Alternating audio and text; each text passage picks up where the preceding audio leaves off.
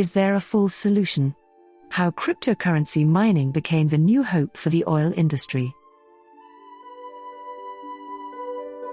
Climate experts warn that repurposing waste gas is not a solution, but rather a band-aid applied to a gaping wound. Chase Lochmiller and Cully Cavness, newly reunited prep school friends from Denver, traveled out to the snow-covered plains of Wyoming in January 2019 to bring a piece of computer culture to the American heartland. They linked up a prototype of their idea, a machine that harnesses waste gas from oil rigs to fuel cryptocurrency mining, trembling in -20 Fahrenheit, -29 Celsius, temperatures. Cryptocurrencies, particularly Bitcoin, the most widely used decentralized digital currency, are known for their high carbon footprint. Bitcoin mining alone consumes about half as much electricity in a year as all of the UK. As a result, Lochmiller and Cavness found themselves cooperating with oil firms to recycle a waste, predominantly methane, that is traditionally vented or burned off in flares. Waste from a single Bitcoin transaction is equivalent to trashing 2 iPhones.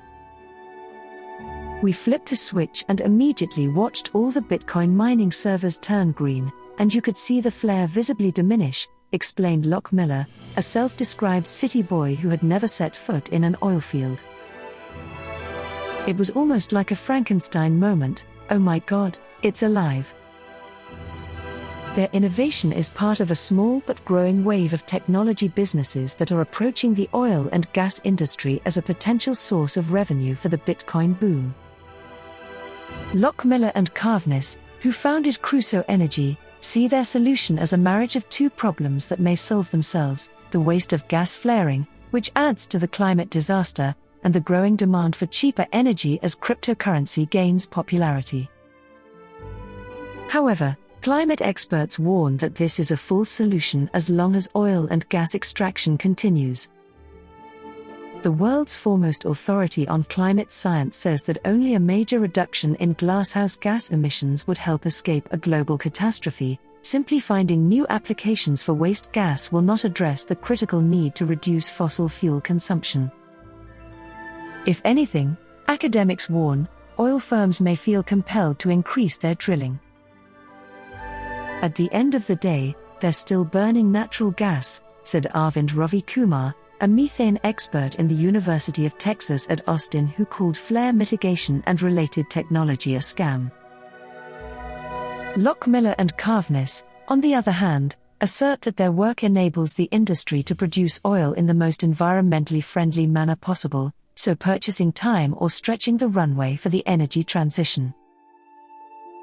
Their company has attracted high-profile investors such as Bain and Winklevoss Capital, raising $125 million in April for their second round of investment. They intend to add 100 Bitcoin mining data centers by early 2022, bringing the total to 65. Crusoe's technique is dubbed digital flare mitigation. They establish fleets of data centers adjacent to remote oil rigs in shipping container-like constructions. Oil producers are thus compensated for waste gas that they would not otherwise utilize because burning it is less expensive than transporting it to market. Crusoe can then use the waste to fuel on-site energy-intensive computing processes. Because there is no centralized bank that holds cryptocurrency, the data centers consume vast amounts of energy. Rather than that, new coins are minted by solving complicated equations that take a great deal of computational power to verify. The currency is then recorded on a decentralized ledger known as the blockchain, which requires significant resources to maintain. The new technology comes amid a great mining migration ongoing in the United States following China's September crypto mining ban. And with a revived global focus on reducing the highly potent glasshouse gas methane, which is the principal waste gas produced by flaring, the concept is especially fashionable. Oil-loving regulators, political leaders, business associations, and financial services titans have taken notice. Commissioner Jim Wright of the Texas Railroad Commission, the state agency responsible for oil and gas regulation, told The Guardian that modular mitigation systems similar to Crusoe's are very enticing. Senator Ted Cruz of Texas is also a fan. Meanwhile, North Dakota legislators on both sides of the aisle enacted a bill this year that provides a tax credit to oil producers who use on-site flare mitigation. Crusoe, based in Williston, North Dakota, the Bakken Shale's epicenter, worked directly with legislators to get the bill passed. Parsa Mahdavi, a political science professor at the University of California, Santa Barbara who co-authored a 2020 article on methane mitigation methods, believes that new technology that would prevent flaring at the source would appear to cut emissions. However, he stated that in actuality, operations aimed at capturing previously flared or vented gas have resulted in an overall rise in gas production. After all, they generate new demand. It's like if you had a leaking gasoline pipeline and, rather than repairing it, you plugged in a Humvee next to the leak and left the engine running indefinitely with the AC blasting, Mahdavi explained. Cavness, the chief executive of Crusoe Energy who goes by the Twitter handle Electron Cowboy, grew up fantasizing about joining the family business. He'd secure an internship with Shell and follow in his father's and grandfather's footsteps by carving out a career in the oil and gas business. Cavness eventually enrolled in Middlebury College, a prestigious liberal arts institution in Vermont known as the alma mater of the Global Climate Campaign and 350.org founders, as well as the birthplace of the university fossil fuel divestment movement. The entire conversation was about climate, Cavness explained, saying that he felt forced to downplay his oil and gas heritage. Cavness' job was disturbing his conscience after he fell down the climate rabbit hole at Middlebury and spent a year after graduation studying the morality of energy. He'd been losing sleep over the unimaginable amount of gas being squandered by the sector. According to the International Energy Agency, IEA, 142 billion cubic meters of gas were flared in 2020, enough energy to power 49 million homes.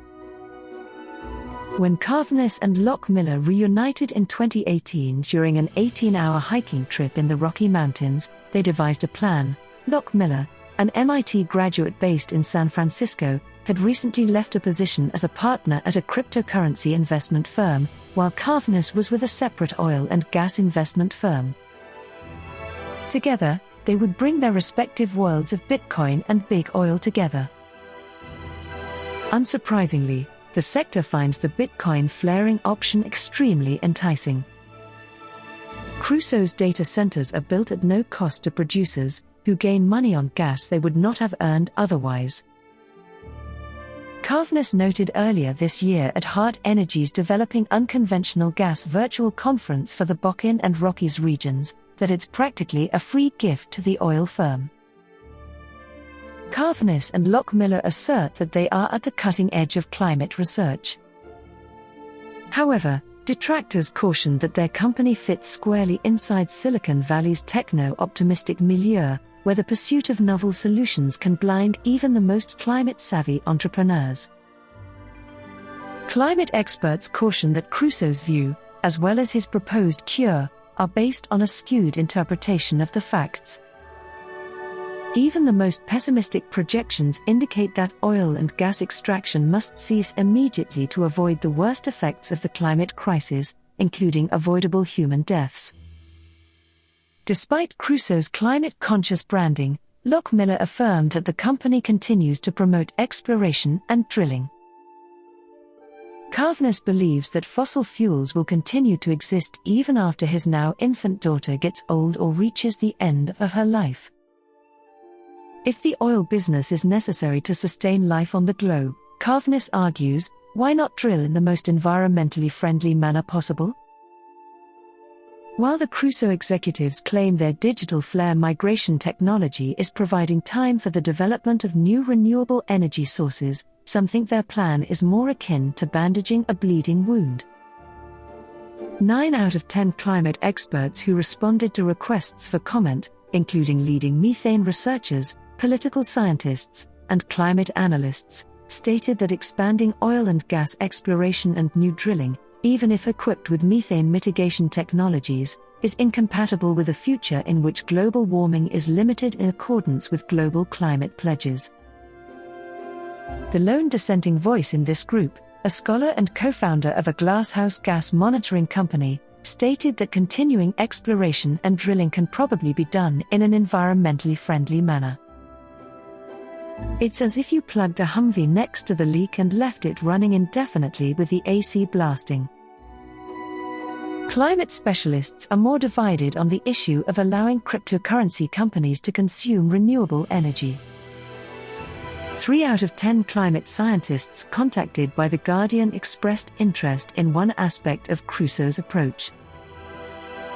Similar to waste gas operations, the company is developing a network of data centers that will be powered by wind farms and will take advantage of excess energy created when demand exceeds supply. According to the business, Crusoe's capacity to pay for that energy will enable renewable developers to underwrite additional fleets. However, not everyone is optimistic. Heather Price, an atmospheric chemist and professor at North Seattle College, is concerned that flare mitigation technology is being used as a greenwashing method to portray fossil fuels in a favorable light. "I have no faith that this usage of flares for cryptography will be a one-time occurrence," she stated. Neither the fossil fuel business nor cryptocurrency companies deserve a cookie for this move.